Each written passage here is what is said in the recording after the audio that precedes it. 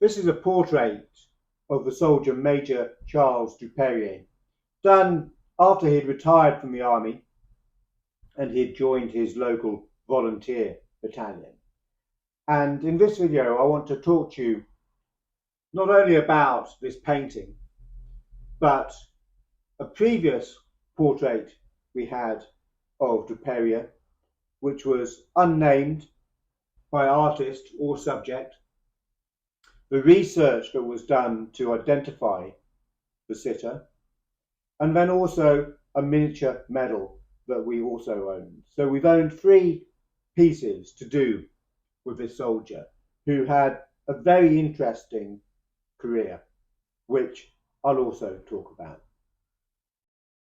This oil on canvas portrait of Charles Dupérier shows him aged around 36 years old. When we bought it, we had no idea who the subject was, other than he was an officer in the 80th Regiment, as shown by the badge on his crossbelt. The picture appealed to us because it was well painted, and the exotic background suggested that there might be an interesting story behind it.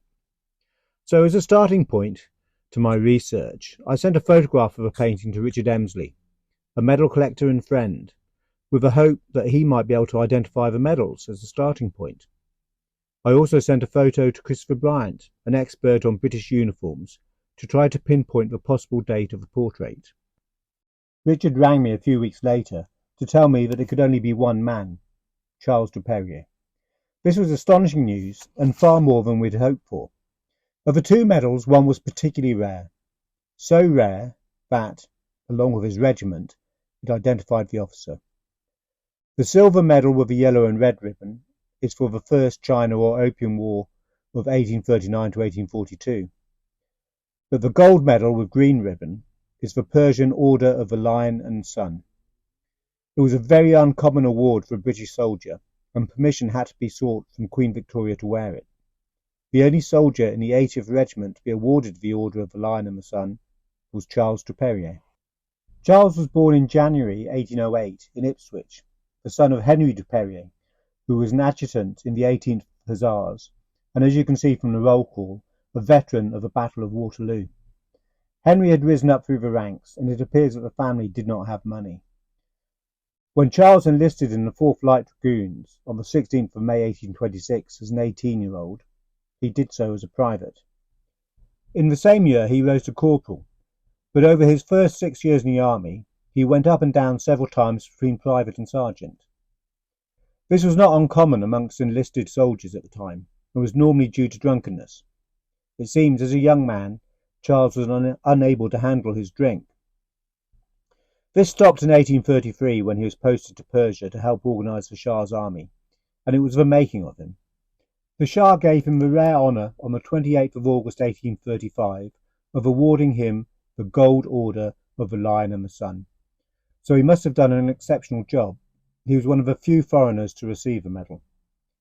In 1839, Charles left Persia and in August of the following year became a troop sergeant major.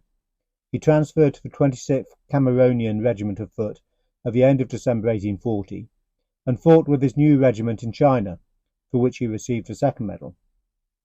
It was with the 26th that on the 29th of December 1840 he made the unusual step up from troop sergeant major to becoming an ensign, the lowest officer rank. This was likely the result of his good work in Persia and his father also being an officer. Dupérier returned from China to Britain on the 26th of July 1844 and transferred to the 80th Regiment. Having served his time as an ensign, he was promoted to lieutenant when a vacancy appeared. So we knew that this first portrait of Dupérier could not have been painted before July 1844. Chris Bryant offered further information on the uniform to allow us to date the painting accurately. The shako, as you can see, resting on the top of a stone balustrade to your right of the picture, is the bell-topped pattern. This was superseded in 1844 by the straight-sided Albert pattern. So the painting had to have been painted shortly after he joined the 80th in 1844 and before the new Albert shako came in. It's possible that he commissioned this portrait as a celebration of his lieutenancy, as he had finally risen up from the ranks like his father before him. After we had sold the painting, we were told of and bought in America Duperrier's miniature Order of the Lion and the Sun. It's probable that he commissioned it in around 1851, while still a lieutenant and in Kent. As you can see on the back of the medal, it notes it was made by Delacour of Chatham. Henry Delacour was a silversmith and jeweller at 76 High Street in Chatham. Wearing such an unusual miniature medal at formal events would have helped Charles Duperrier fit in a little easier with those from a higher and obviously wealthier class. In 1845, at the age of 37, Duperrier married Lavinia Downing in Falmouth, but it's likely that she died in childbirth. 5 years later, he married Ellen Shepherd, and whilst at Chatham, their daughter Florence was born. A son, Henry, who later went on to join the Royal Engineers, followed 2 years later. A year after we had sold the medal, Richard Emsley phoned to tell us that a further piece of the Duperrier jigsaw puzzle had emerged. This portrait by Francis Lane of Charles Duperrier was coming up at auction. It was damaged, and so needed money spending on it, but how could we not try and buy it?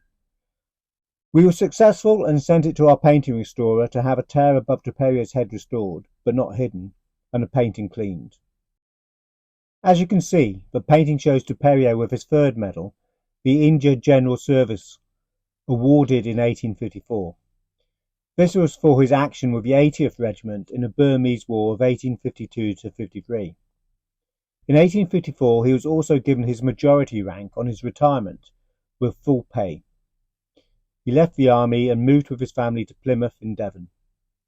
In 1859, after a few years' residence at Plympton in Plymouth, he was asked to assist in the volunteer movement and organised the 2nd Devon Plymouth Rifle Volunteers. After the Crimean War, the public were afraid that Napoleon III of France would seek to emulate his uncle and expand France's empire. This led to the rise of volunteer regiments across the country.